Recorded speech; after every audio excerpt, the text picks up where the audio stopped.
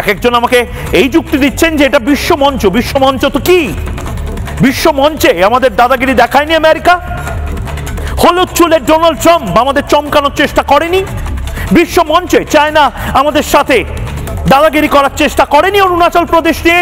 বিশ্বমঞ্চ so what? বিশ্বমঞ্চে আমরা দেখিয়ে দিতে পারতাম না যে আমরা পাকিস্তানকে খেলবো না, পাকিস্তানকে সমস্ত দিক থেকে চেপে মেরে ফেলবো আমরা?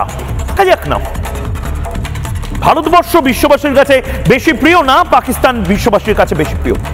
আমরা অপারেশন সিঁদুরের পরে যেভাবে সারা বিশ্বের মানুষকে কনভিন্স করেছি, সারা বিশ্বের মানুষ এত বোকা নয়, তারা নিশ্চয়ই এটা বুঝবে ভারতবর্ষ আজকে যে স্ট্যান্ড পয়েন্টটা নিতে পারত সেটাই নিত আমেরিকা যদি আমেরিকাতে 9/11-এর পরে বলা হতো আফগানিস্তানে ওসামা বিন লাদেন 11-এর সাথে একটা বেসবল ম্যাচ খেলার কথা।